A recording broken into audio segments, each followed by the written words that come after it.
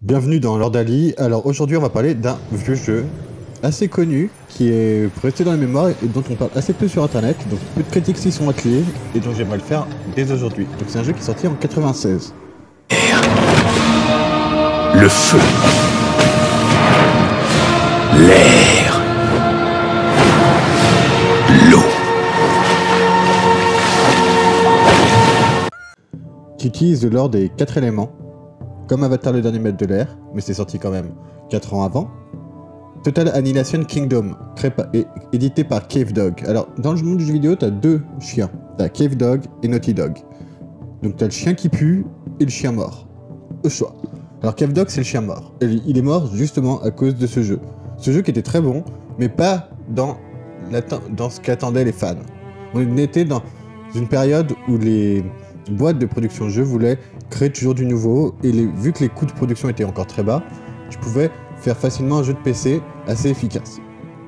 Et donc Total Annihilation Kingdom se passe dans un univers fictif et médiéval où il y a 4 nations.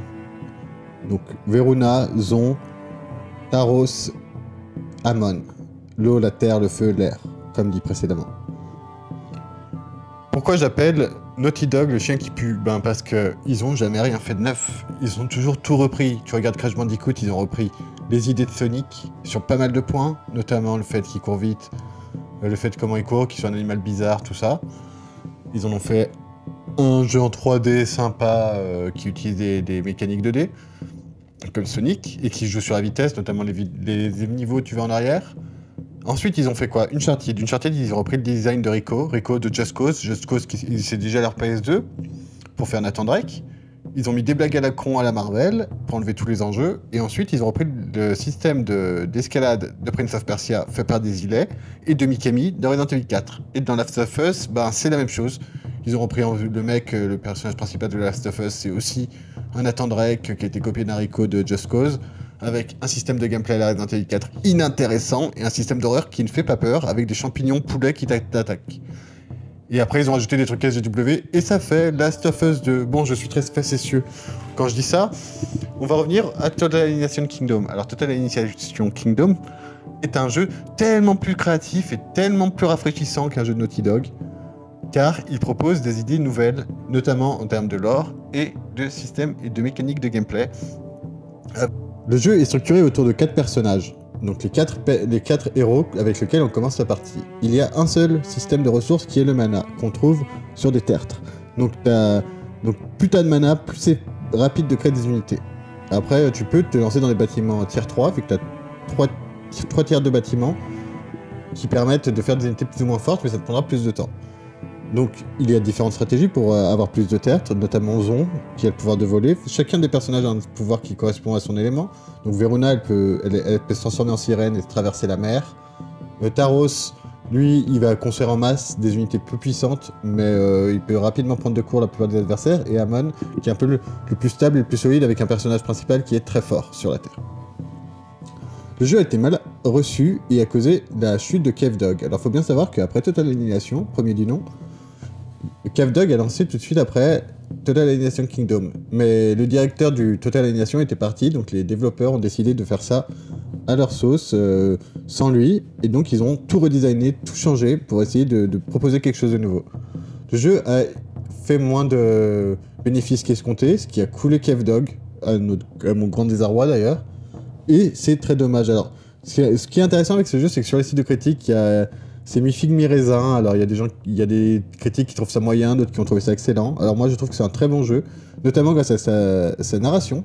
Le jeu a une narration qui donne l'effort de faire le faire en 48 chapitres, dans lequel on nous conte une guerre fratricide pour le pouvoir sur la Terre, après la mort de Darius, le père des 4 personnages principaux, que sont Zon et tout, Verona et tout.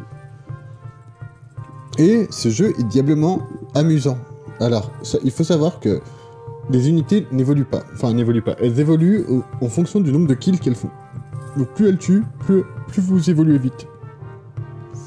Il y a plein de stratégies possibles. Chaque faction a sa personnalité. On est dans un truc très très créatif et à la fois très intéressant. J'aimerais aussi ajouter un autre truc, c'est que la notice de ce jeu, alors à l'époque, c'est comme c'est à la même époque qu'Heroes 3 que c'est sorti, alors je reparlerai d'Heroes 3 parce que ça c'est un immanquable du jeu vidéo quand même. Dans la notice, on avait un roman, une nouvelle, genre une sorte de mini Silmarillion qu'il fallait lire pour bien comprendre le lore et l'histoire, et ça c'était passionnant. Et Heroes 3 faisait la même chose, et c'est vraiment dommage qu'on soit passé de notices aussi complètes aux notices actuelles où c'est un vieux papier de merde dans lequel on met, et puis voilà, c'est vendu, au revoir. Donc, Totalization Kingdom aussi un fort attrait par sa mécanique de gameplay qui en fait fait un peu comme Warcraft, d'une façon assez différente, cela dit. Donc, on a un héros ainsi qu'un dragon possible. Donc tu as 2 unités d'aventure, donc tu peux voir ça comme un hack and slash, notamment dans le mode histoire, ça peut passer en hack and slash le jeu, de manière assez efficace et probante. Alors que dans un mode plus stratégie, ben, tu feras tes unités, tac, tu pourras même y aller au corps à corps, parce que les personnages de base sont très puissants, les personnages héros, donc les chefs de guerre, sont extrêmement puissants. Donc c'est un RTS que je vous recommande, il est vieux, c'est vrai qu'il peut être difficile à faire tourner sur Windows 10 à l'heure actuelle, mais c'est comme le bon vieux vin, ça vieillit jamais. Surtout que la bande-son a été composée par Jeremy Soule, donc là c'est une de ses premières bandes-son vraiment efficaces. Alors Jeremy Soule, je vous le rappelle, hein, si vous ne savez pas qui c'est celui qui a fait la bande-son de Skyrim, la bande-son de Guild Wars, un des meilleurs MMORPG de son époque. Enfin voilà. Qu'est-ce qui fait que ce jeu est aussi mémorable? Déjà, la montée en puissance de son système de campagne, que j'ai rarement retrouvé dans d'autres RTS. Aussi, les 4 personnages principaux que l'on commande à tour de rôle, donc les chefs de guerre de chaque contrée de la terre, le feu et l'air, qui ont chacun une personnalité et un design prédéfini, ainsi que des unités qui les concernent. Par exemple, l'air ne peut pas construire des unités en masse, elle doit faire des mini.